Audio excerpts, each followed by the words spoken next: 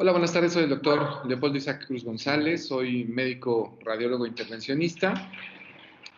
Trabajo en el Hospital de Especialidades de La Raza, acá en Ciudad de México.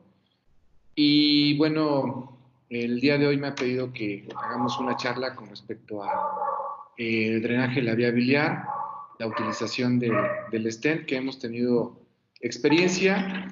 En específico, esta presentación o esta charla ya la hemos dado en varias ocasiones, en repetidas ocasiones. Y más que hablar específicamente del drenaje de la vía biliar, que la mayor parte de los compañeros que están aquí, de los colegas, de los médicos que están acompañando esta tarde, ya tienen una noción muy clara con respecto a los principios o los pasos fundamentales por los cuales se debe de hacer un drenaje de la vía biliar.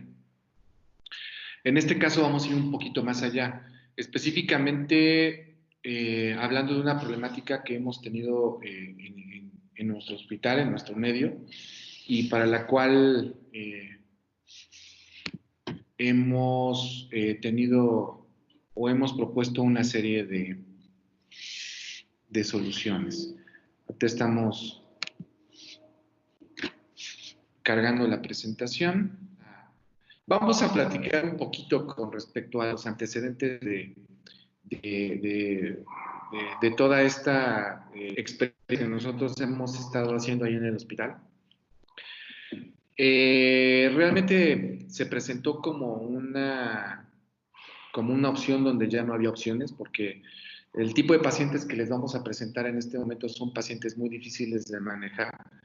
Son pacientes que de entrada tuvieron una lesión de la vía biliar por una cirugía laparoscópica para la resección de la vesícula en un cuadro obviamente agudo vesicular, las cuales entran dentro del porcentaje de aquellos pacientes que se complican o que tienen una complicación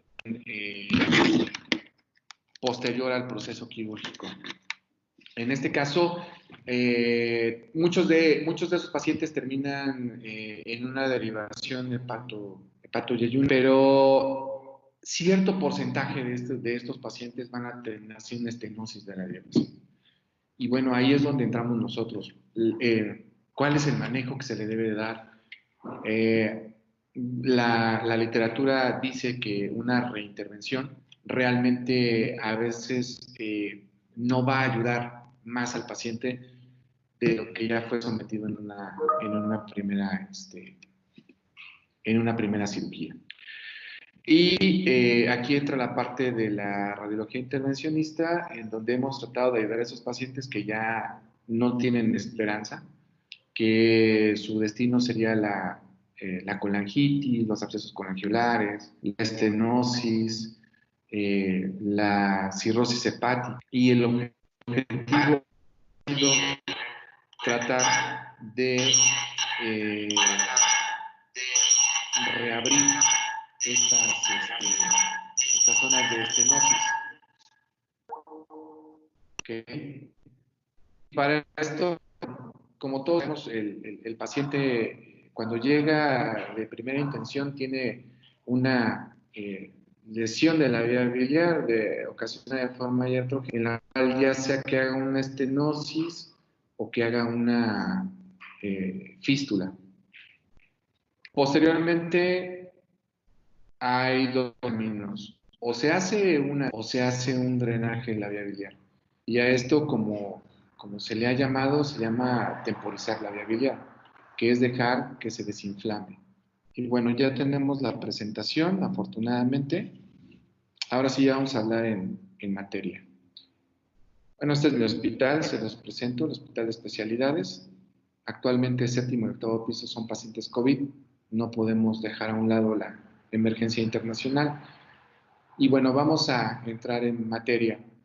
Desde hace mucho tiempo, desde el advenimiento de la cirugía laparoscópica, por ahí de los años 90, ya se reportaba complicaciones asociadas a la laparoscopía, a la colecistectomía laparoscópica, específicamente en estenosis. Y vemos cómo en algunos casos se hacían comparaciones donde se veía la cola abierta con la cola laparoscópica, donde veíamos que en esa época era más seguro hacer una cola abierta que hacer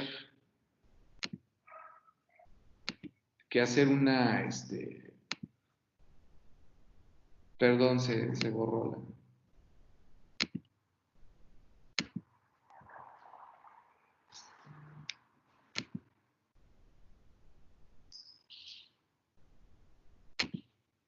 Es que esa persona empezó a compartir contenido.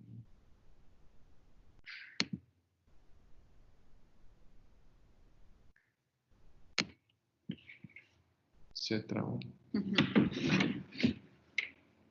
Bueno, un momentito les pido, se ha trabado esto.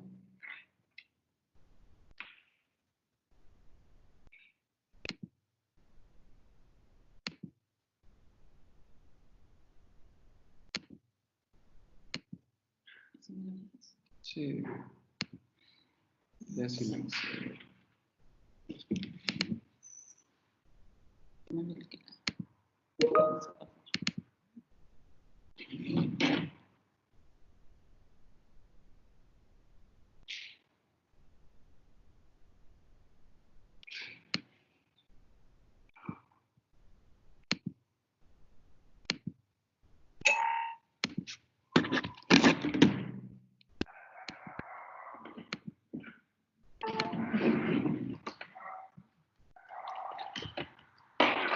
Aquí va, aquí va, aquí va. No desesperen.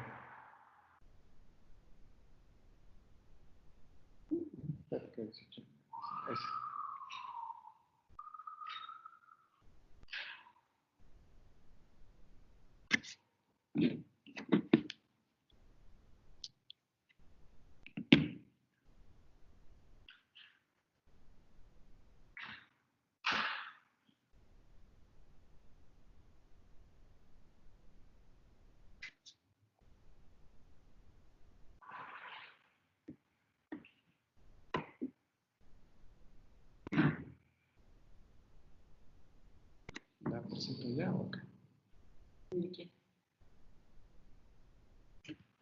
Pero aquí no la puedo. Entonces, como les decía, el panorama general nos viene diciendo la historia que ya está más que demostrado, la cola laparoscópica, aunque se ha mejorado la técnica, de todos modos sigue existiendo un cierto porcentaje de error o de complicaciones. Y esto lo vemos, por ejemplo, en esta gráfica, en donde se analizaron una serie de procedimientos a cierto tiempo, donde se veía que el cirujano, conforme más joven es, mayor riesgo o mayor índice de complicación tiene para la colestectomía laparoscópica. ¿La que sigue?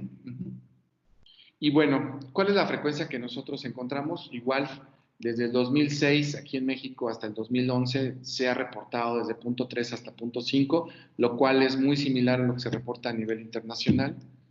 ¿Ok? Y la que sigue.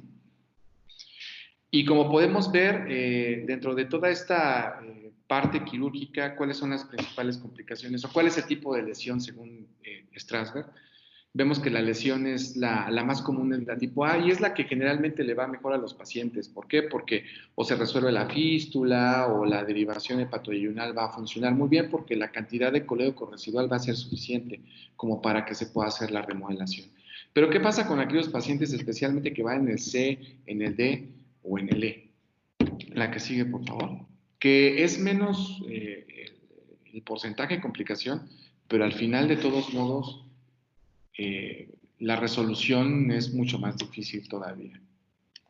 Y bueno, anteriormente, desde el punto de vista de la intervención, ¿cómo veíamos la lesión de la vía biliar? Bueno, teníamos una lesión de la vía biliar, se ofrecían procedimientos percutáneos, mínimamente invasivos, lo cual el objetivo principal era temporizar. ¿Y a qué se refería con temporizar? Temporizar decía o se refiere a dejar descansar un poco la vía biliar, que se desinflame, que la fístula desaparezca, o incluso hasta como referente anatómico el catéter, a veces ponerlo en el sitio donde está la lesión o tratarlo de acercar al sitio donde está la lesión, para que cuando se haga la remodelación quirúrgica, el cirujano tenga una referencia anatómica, pueda ir tocando esa zona y entonces poder hacer con mayor facilidad la remodelación. La que sigue, actualmente, ¿cuál es nuestro panorama? Tenemos la lesión de la vía biliar, lo cual vamos a tener los procedimientos mínimamente invasivos, vamos a temporizar, pero aquí en esta ocasión ya tenemos dos opciones. Cuando tenemos una obstrucción total, sabemos que va a una derivación hepatoyeyunal. Cuando tenemos una obstrucción parcial, entonces sabemos que podemos ofrecerle algo al paciente con un procedimiento percutáneo. Y el procedimiento percutáneo, la que sigue.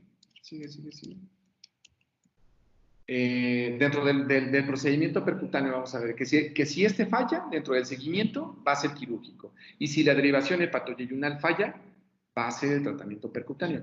Esta parte es la importante para nosotros porque a los pacientes que tienen una derivación hepatoyeyunal y que han sido sometidos a diversas cirugías de remodelación, a los cuales incluso ya no hay otra opción, ya no hay más que ofrecerles, pero tenemos un hígado que todavía es funcional, un hígado que todavía aguanta, entonces es donde tratamos nosotros de rescatar ese hígado a través del tratamiento percutáneo. La que sigue, por favor.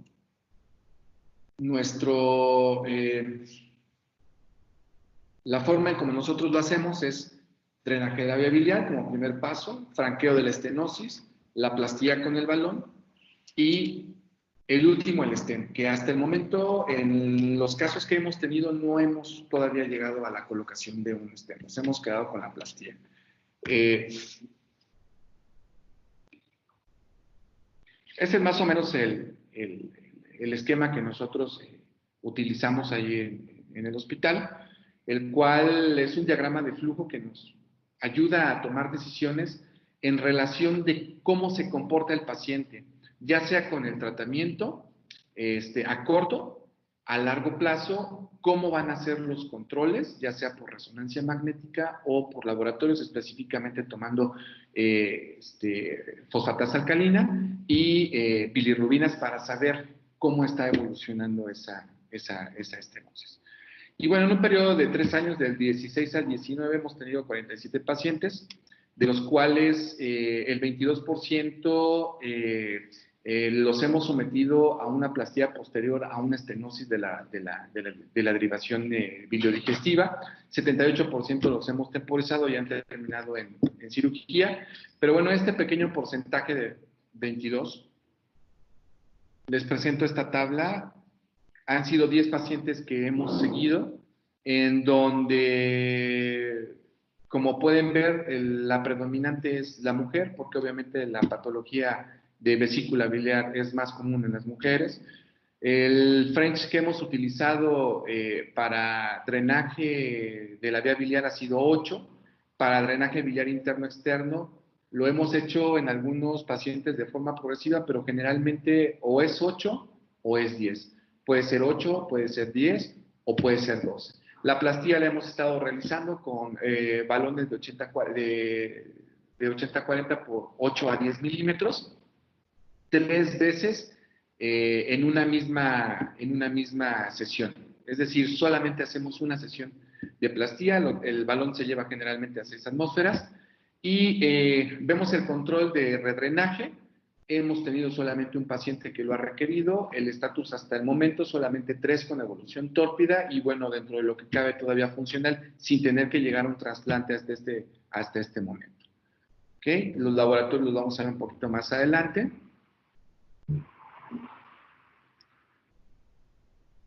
Y continuando con el tema, ya viendo específicamente las imágenes de estos pacientes, vean, esta paciente es una paciente que se había hecho una remodelación alta, que tenía una fístula, un poco ahí de fuga de medio de contraste, Ok, posterior al procedimiento, lo que hicimos fue obviamente primero la colangiografía diagnóstica, posteriormente hicimos el drenaje biliar externo, después el biliar interno externo. Vean incluso cómo se modifica la vía biliar solamente con el drenaje. Realizamos la plastía en una sesión durante 3 veces, 1 minuto. Este es el control posterior a la plastía. ¿Ok? Este fue nuestro primer paciente. Este paciente ya prácticamente tiene 4 años. Y a la actualidad, la primera es la resonancia de control a los 6 meses y la otra es al año. Hasta el momento es una paciente que ha evolucionado favorablemente. El siguiente caso que podemos ver, igual vean una lesión muy alta, una estenosis muy alta que estaba comprometiendo derecho e izquierdo. Hacemos el diagnóstico. Esta paciente, me gusta siempre poner este caso porque esta paciente es el ejemplo de que siempre debemos de contar con el material adecuado para hacer las cosas de forma adecuada. A esta paciente se le había colocado un catéter de nefrostomía, un catéter que está hecho de un material diferente. No está adaptado para las sales, para la corrosión, la corrosión de la vía biliar. Entonces, ¿qué pasó? Se fugó. La imagen de abajo pueden ver que en la punta pinta, hizo un absceso colangiolar, hizo contacto con una de las venas suprahepáticas. ¿Ok? Entonces, de primera intención, vean el catéter, cuando nosotros la recibimos, cómo está negro prácticamente, porque obviamente pues no es el material. ¿Qué fue lo que tuvimos que hacer? Abajo la imagen de ecografía demostrando los abscesos, pues tuvimos que entrar primero a solucionar los abscesos colangiolares, porque además de todo, con esta paciente que teníamos dilatación de la vía biliar, en un segundo momento pues la vía biliar prácticamente regresó a un estado normal porque toda la bilis estaba yendo hacia los abscesos colangiolares. Entonces tuvimos que drenar primero esos. Posteriormente, como la lesión, como la estenosis estaba muy arriba, tuvimos que hacer un abordaje tanto derecho como izquierdo. Temporizamos los dos lados, ¿ok? Y terminamos haciendo la plastía cruzada. Estos son los estudios, la imagen que tienen arriba a la izquierda es la plastía posterior a la imagen posterior a la plastía, y las imágenes que tenemos abajo son de la resonancia magnética en control. A esta paciente le hicimos control a los 6 meses, al año y a los 2 años. Y bueno, ha evolucionado favorablemente la paciente. Cuando veo estas imágenes me queda mucho en la mente por ahí de un maestro que decía que no importa que quede fea la vía biliar, sino que quede funcional. Decía, aunque se vea fea, pero con que esté funcionando es más que suficiente para que salga su hígado, ¿no? Y en este caso se aplica con que sea funcional. Este otro casito también interesante. Una paciente que tenía igual una remodelación con una lesión baja. Se alcanza a ver todavía parte del colédoco, del residual, pero había hecho una estenosis arriba. Entramos, hicimos la plastía. Hicimos la plastía y las imágenes de resonancia magnética a los 6 meses y al año muestran la funcionalidad de la plastía en la zona de estenosis posterior. Este caso fue muy interesante porque llevaba 4 remodelaciones. Cuando le hicimos la punción, esa paciente no tenía ni por dónde. La temporizamos, le dejamos que descansara la vía biliar aproximadamente unas 8 semanas. Y a las 8 semanas le hicimos el control por una colangiografía transcatéter y vimos que ya se había abierto, ya había desinflamado. Y entonces ahí fue donde aprovechamos, pasamos y posteriormente hicimos la plastía. ¿Ok? Este es otro caso igualmente interesante. Una paciente posterior a una yeyuno, a una derivación, a un hepatoyeyuno, en donde había hecho una estenosis por debajo de la confluencia. Lo que hicimos fue temporizar, pasar el catéter hacia el intestino y posteriormente hacer el drenaje de la vía biliar. Este otro caso, un caso difícil. Vean, prácticamente está en la confluencia, además de que tiene variante anatómica de la vía biliar, pero vean las zonas de estenosis, de proceso inflamatorio que ha hecho en los conductos prácticamente distales. Y bueno, ¿qué fue lo que hicimos? Igual entrar, drenamos vía biliar, posteriormente pasamos un catéter biliar interno-externo, que es lo que pueden ver en la imagen derecha superior y en la inferior izquierda. Posteriormente hicimos la plastía con el baloncito y la última imagen es el control posterior a la plastía.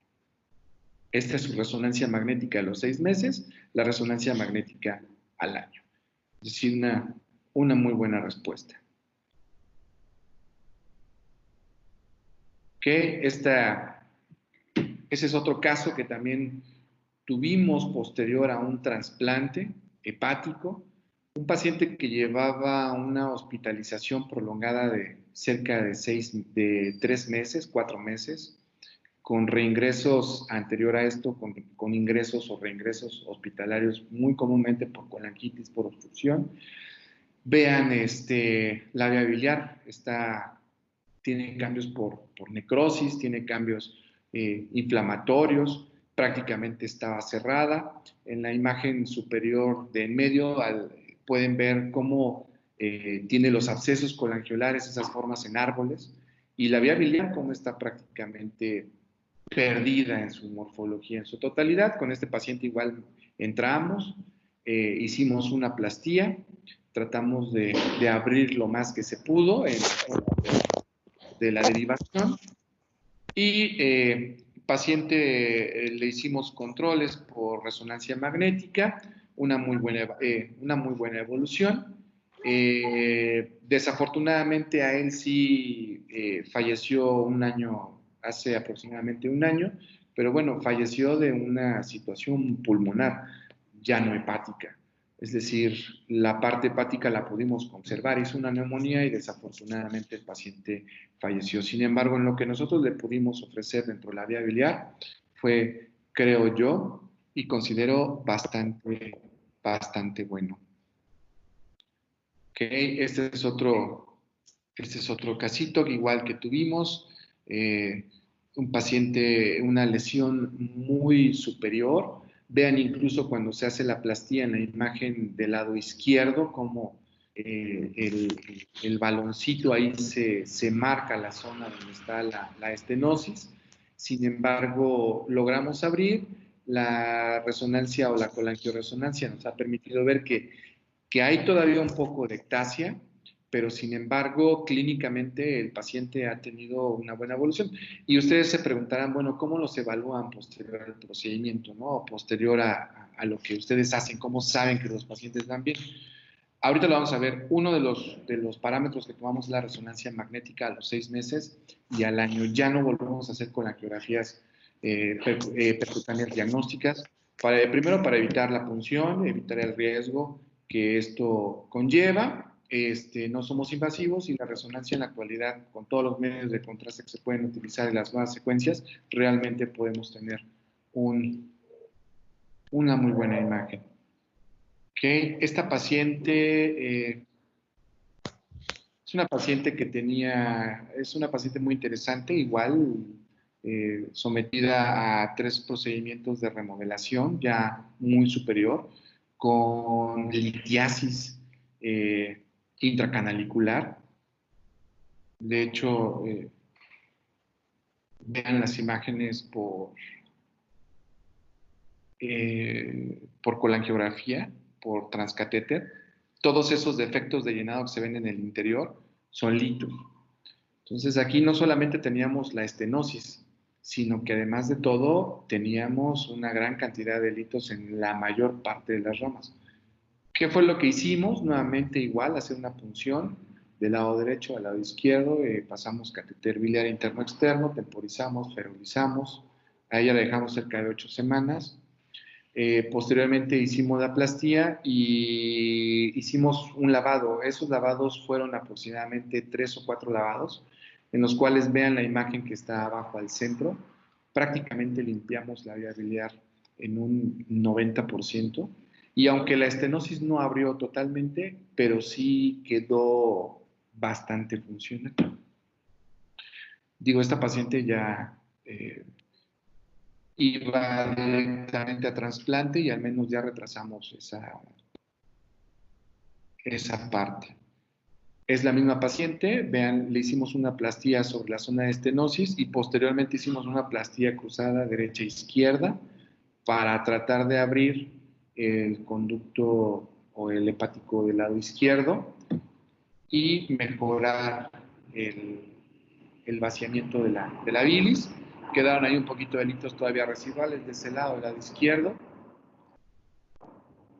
Y esto fue el final o esto fue el resultado de lo que tuvimos. Vean la imagen derecha, como tiene una buena eliminación y prácticamente el lado derecho ya no hay litos en comparación con lo que habíamos visto anteriormente. Y bueno, ¿qué otra parte nos sirve a nosotros para evaluar a estos pacientes? Tomamos muy en serio la parte de la fosfatasa alcalina de la bilirrubina, la fosfatasa alcalina como marcador de inflamación. En muchas literaturas o en algunas literaturas en la actualidad se ha mencionado que la fosfatasa alcalina es uno de los mejores marcadores en relación al proceso inflamatorio y la respuesta positiva que va a tener el paciente posterior al procedimiento. Quiere decir que cuando tenemos una disminución de la fosfatasa alcalina, aunque no llegue a niveles normales, pero que descienda en relación a lo que tenía originalmente, va a ser un buen pronóstico, más incluso que las bilirrubinas, de respuesta al tratamiento percutáneo que le hemos hecho a ese paciente. En este caso, el comportamiento clásico, el comportamiento que queremos es el caso 1, que dice fosfatasa alcalina 1, bilirrubina 1. En este caso, vean la fosfatasa alcalina como de estar hasta 603 y bilirrubinas en 5.8 a finales del 2019, posterior al procedimiento, vemos que baja a 98 con una bilirrubina de 0.7, ¿no? Sin embargo, por ejemplo, podemos ver algunos otros pacientes o algún otro ejemplo en el que, por ejemplo, el 7, que a pesar de que hicimos la plastía, se sigue conservando bajo ahí, no mucho, pero sí disminuyó. Sin embargo, las bilirrubinas están aumentando. Entonces, hay que decir que las bilirrubinas son las bilirrubinas directas, las que nos hablarían del proceso obstructivo. Entonces, en este caso, tomamos ese otro parámetro junto con la clínica. Los pacientes que nosotros sometemos a un tratamiento de este tipo, les damos un seguimiento a largo plazo por parte del Servicio de Radiología Intervencionista del hospital, con la finalidad de ver en cuestión de calidad de vida también cómo ha sido su evolución, qué tanto les hemos aportado, porque recordemos que estos pacientes ya no van a tener otra opción, ya no pueden ser sometidos a una nueva remodelación. Entonces, es importante saber cómo van a responder a este tratamiento. Comparativamente con las personas que yo creo que ha tenido mayor éxito a nivel mundial, el doctor Mariano Jiménez, en donde sus controles a 20 meses han tenido el 65%. Lily Moe ha reportado hasta 64% a 28 meses y nosotros pues, reportamos un 70% 12 a 24 meses.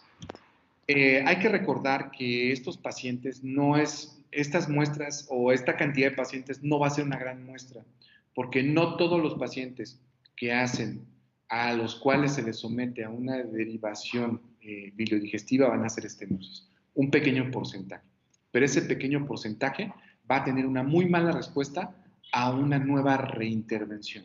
¿sí? Y de esos que tienen mala respuesta a esa nueva reintervención, es entonces en donde nosotros podemos entrar. Incluso si el paciente, lo que nosotros proponemos es que si el paciente desde un inicio fracasa con la derivación biliodigestiva, el siguiente paso es el tratamiento percutáneo.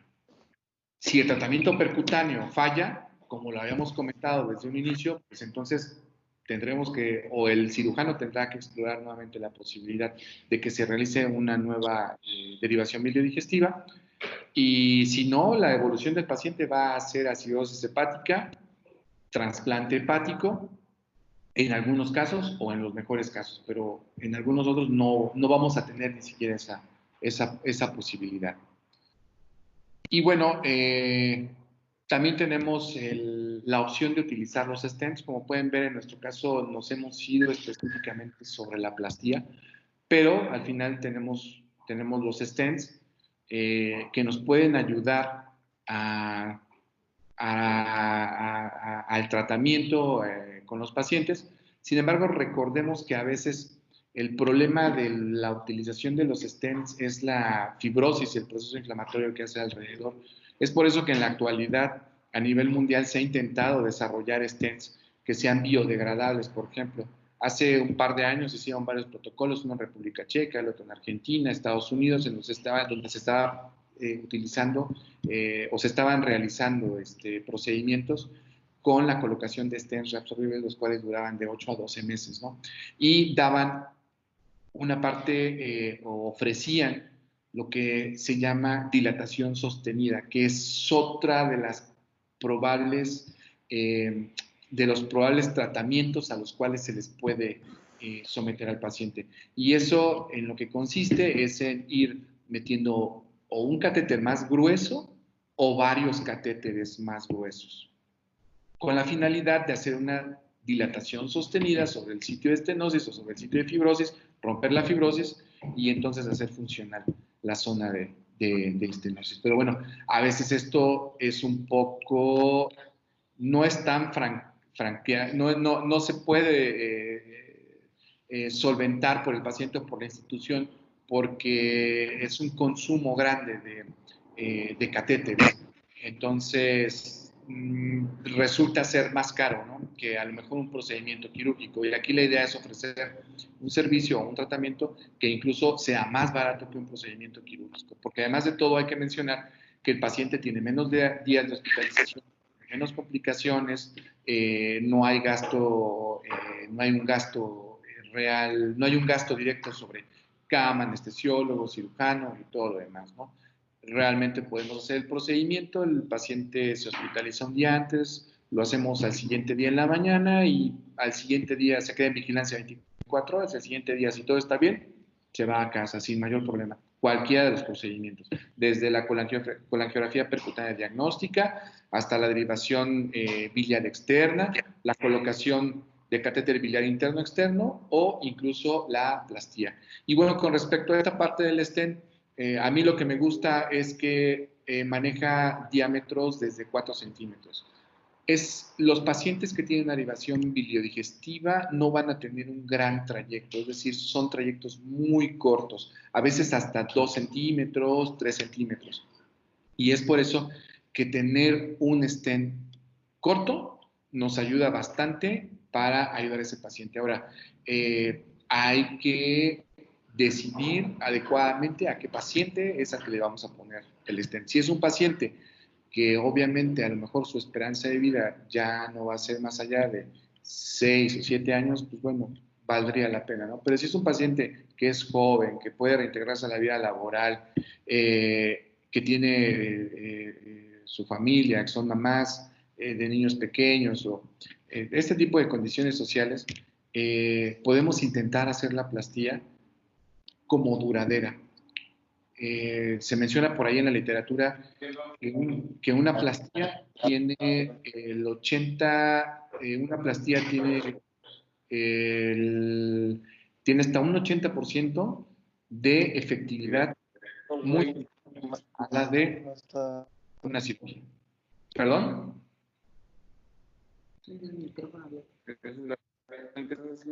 La que había hecho, pero de acuerdo que... Actualmente Uno. Y bueno, actualmente, esto es lo que les decía, actualmente con el advenimiento de nuevos métodos diagnósticos, pues hemos estado evitando, por ejemplo, hacer ya colangiografías diagnósticas para pacientes que tienen lesión de la vía biliar. Y lo que hacemos, por ejemplo, son resonancias magnéticas con medio de contraste hepatoespecífico, con reconstrucciones 3D, y en relación a eso tomamos las decisiones de qué lado entramos, cómo lo hacemos y qué le podemos ofrecer al paciente. Y bueno, esas fotografías al final son parte de todo lo que conformamos el equipo de radiología intervencionista del Hospital de Especialidades. Y con esto doy por terminada la presentación. Una disculpa al principio por esta parte de la presentación que se nos atoró un poco, pero al final lo importante es salir adelante, ¿no? Y pues eso es todo. Muchas gracias. Muchas gracias, doctor Isaac. Vamos a hacer al final una serie de preguntas. No sé si tengan alguna pregunta que hacerle al doctor, ya sea por vía chat o si quieren abrir micrófono. Adelante.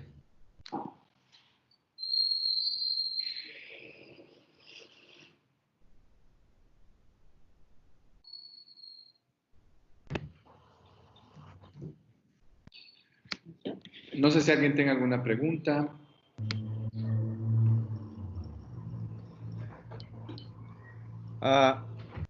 Creo que el doctor Luis Lunares levantó la mano. Doctor, no sé si nos quiere abrir el micrófono.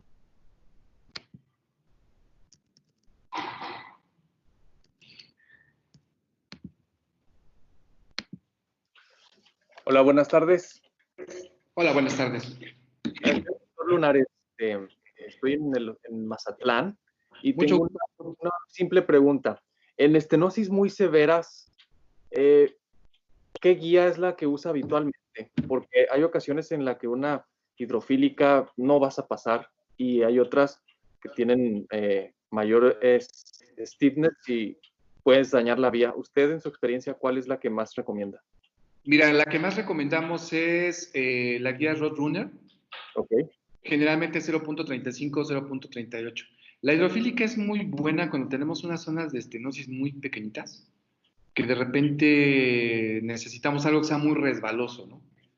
Pero la gran ventaja que nos va a dar la guía Roadrunner es que nos va a dar estabilidad y nos va a dar torque para poder pasar. Incluso yo les recomendaría que a veces cuando tenemos esas zonas de estenosis que son difíciles de pasar, se pueden apoyar de un catéter Cobra, un catéter visceral vascular, 5 French, para intentar darle un poco más de soporte a la guía. Pero Roadrunner es lo ideal. Punta en J se va a atorar. Ahí sí, no va a pasar. Correcta, ¿no? Es correcto. Muchas gracias. No, ¿de qué? Muchas gracias, doctor Lunares. Hay una pregunta en el chat, doctor Isaac. ¿Cuánto tiempo dejan el catéter biliar después de la plastía? Ok, después de la plastía no dejamos catéter biliar. Aquí nos la jugamos el todo por el todo. Lo primero que hacemos es temporizar la vía biliar, hacemos un drenaje biliar externo. Ese lo dejamos aproximadamente de unas 4 a 6 semanas. Posteriormente, esté abierta o no esté abierta la estenosis. Dejamos que desinflame, que se lave un poco la vía biliar, que salgan todos esos detritus y posteriormente hacemos una colangiografía transcatéter diagnóstica. Después de esto, si el paciente, si abre la estenosis y es candidato para colocar un biliar interno externo, entonces pasamos la guía, generalmente Roadrunner, que como les decía es la ideal, y ese catéter, que es biliar interno externo, lo dejamos que ferulice al menos 3 semanas. Por lo tanto, la temporización de la vía biliar la damos entre 6 y 8, 9 semanas aproximadamente. Después de ferulizar la vía biliar, entonces procedemos al procedimiento de plastía. Y ya una vez haciendo la plastilla retiramos todo y vemos la evolución del paciente. Muchas gracias, doctor Cruz. Tenemos otras preguntas. Pregunta Roberto, ¿qué diferencia significativa hay entre la colangioresonancia magnética convencional y la colangioresonancia magnética con contraste hepatoespecífico? Ok, el Primovist, que es el que se ocupa para este tipo de cosas.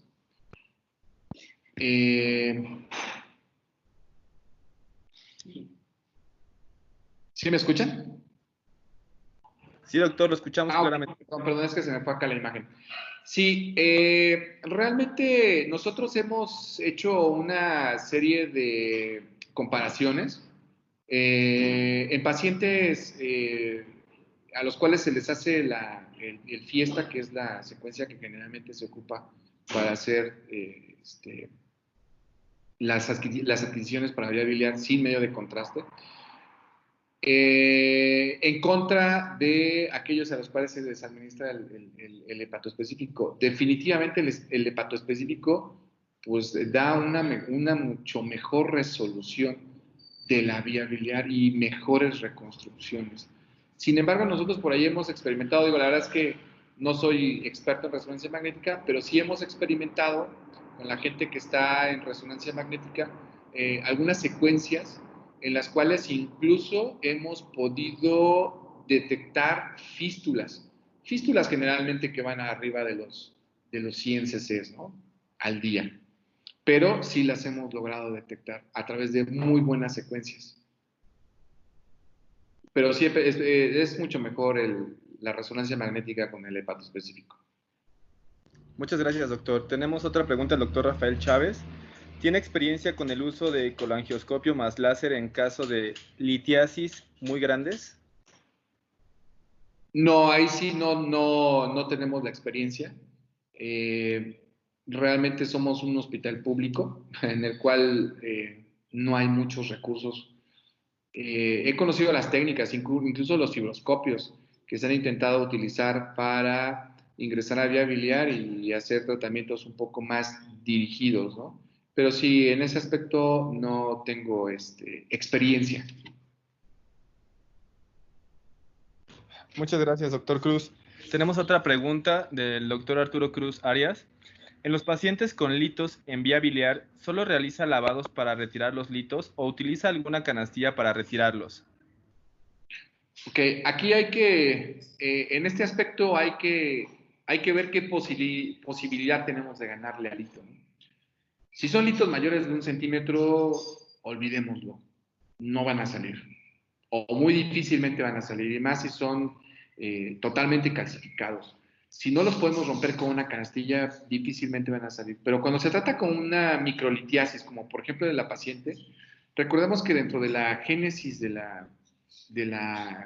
hito, el origen es precisamente el lodo biliar. Y muchos de esos microlitos es lodo biliar. Entonces no están calcificados al 100%.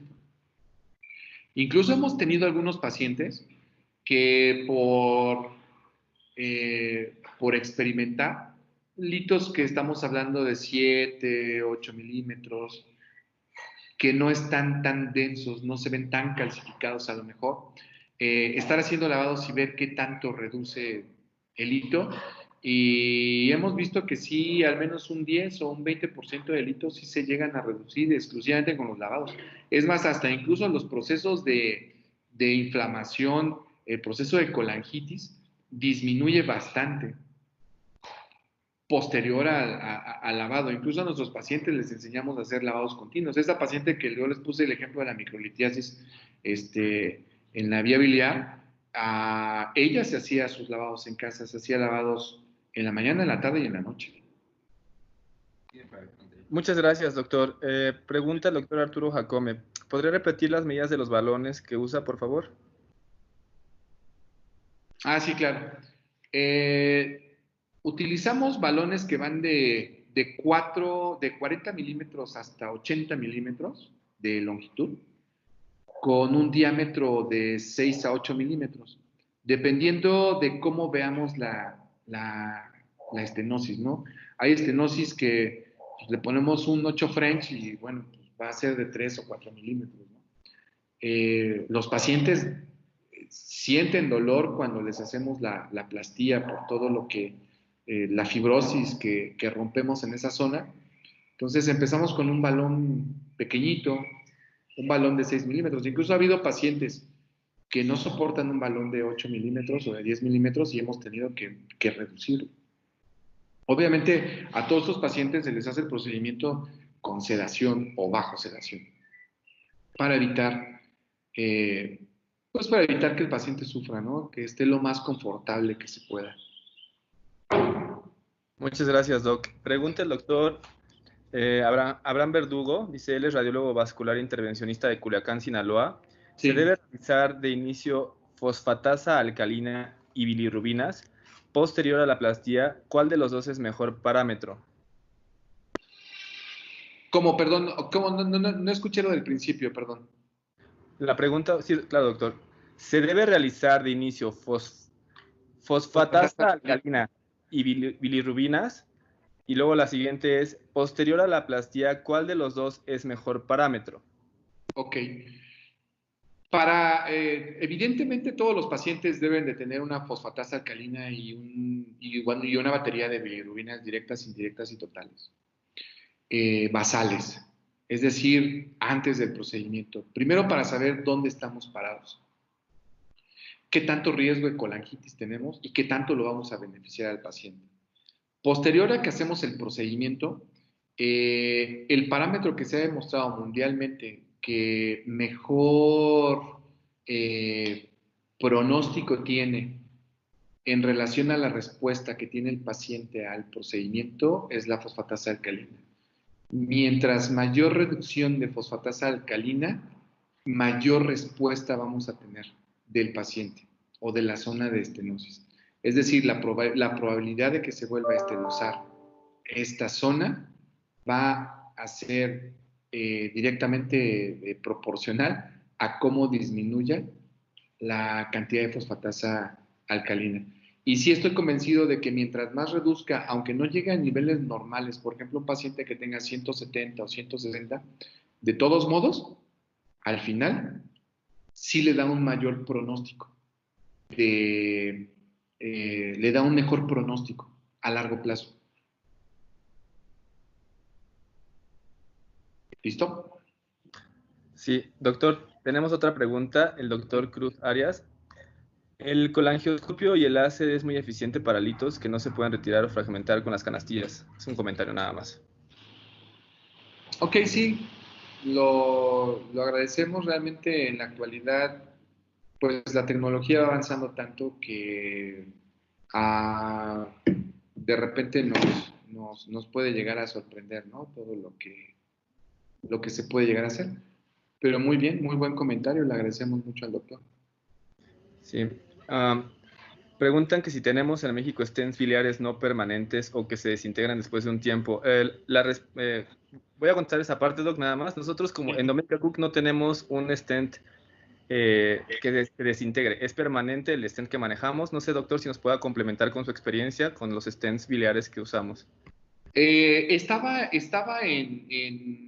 recordemos que en México la COFEPRIS va muy en relación a lo que dice la FDA.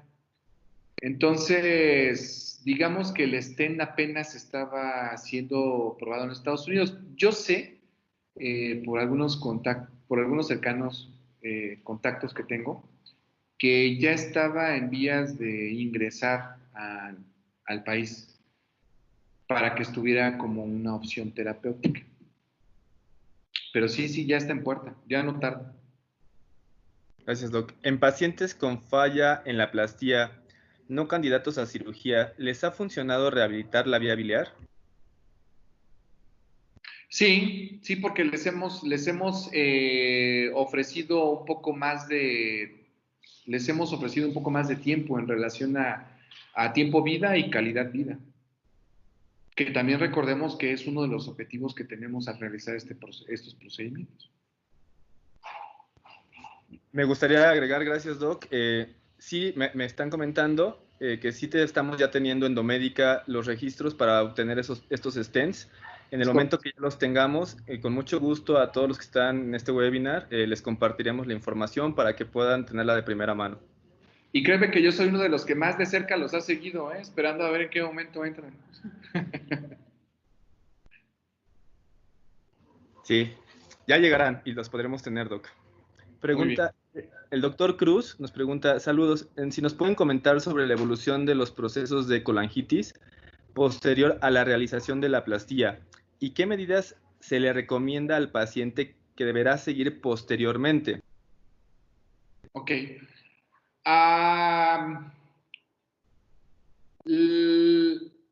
Cuando nosotros hablamos con los pacientes para ofrecerles el procedimiento, generalmente son pacientes que sufren 7, 8, hasta 10 cuadros de colangitis al año, de forma muy continua. Son muy dolorosos, requieren estancia intrahospitalaria, manejo con antibiótico. Lo que hacemos con las plastías ha sido reducir la cantidad de los cuadros. Por eso siempre les decimos al paciente, no te vamos a prometer que te vamos a quitar los cuadros de colangitis, pero sí te prometemos que los vamos a reducir. Y esa reducción va muy de la mano en relación a cómo te comportes tú.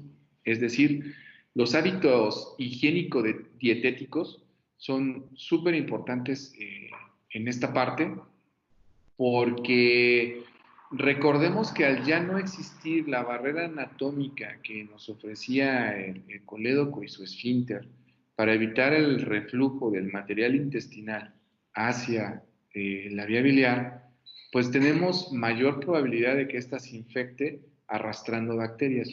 Específicamente, ¿qué es lo que hemos visto que más condiciona colangitis? El refresco. El refresco es uno de los factores más importantes para que los pacientes tengan cuadros de colangitis. Incluso hace tiempo veía una paciente que, bueno, estaba solicitando por medio privado la realización de una plastía de la vía biliar por colangitis de repetición, pero bueno, pues resulta que la señora se tomaba 4 cocas diarias, de 4 a 5 cocas diarias. Entonces, antes de meterla, trabajamos la parte higiénico-dietética, dejó de tomar Coca-Cola, dejó de comer en la calle, dejó de comer irritantes y la evolución fue fantástica. O sea, hasta la fecha el procedimiento se difirió y ha tenido una evolución muy buena. Entonces, los pacientes a los cuales se les realiza una plastía deben de llevar un control dietético, higiénico-dietético para evitar que las colangitis se presenten. Pueden llegarse a presentar 1 o 2 al año y leves, no severas. Eso nos va a ayudar bastante. Ahora, también algunos médicos especialistas en esta parte hepática han utilizado el ciprofloxacino, por ejemplo, como profiláctico, o o la reducción de consumo de grasas, por ejemplo, ¿no? Para evitar que se formen nuevos litos o que se vuelvan o que se puedan tapar por la formación de lodo aquí a este nivel. Muchísimas gracias, doctor. Creo que ya no tenemos preguntas en el chat. No sé si alguien más quisiera adicionar alguna pregunta o un comentario.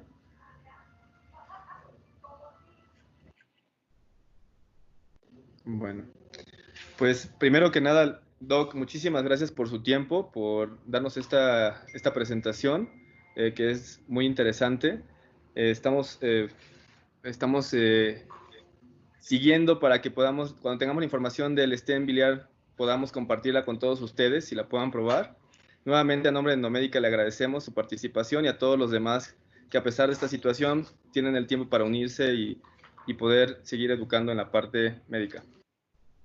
Muchas gracias. Muchas gracias y un saludo para todos los colegas médicos. Un gusto haber estado aquí esta tarde con todos y pues cuídense mucho. Un abrazo desde México. Excelente plática, gracias, doctor. Gracias, doctor, muy buena plática. Muchas gracias, muchas gracias. Muchas gracias, Doc. Un abrazo desde Monterrey, saludos. Gracias. Muchas gracias, doctor. Un gusto. Gracias, doctor. Saludos, doctor. Muchas gracias. Muy didáctica la charla. Gracias, gracias.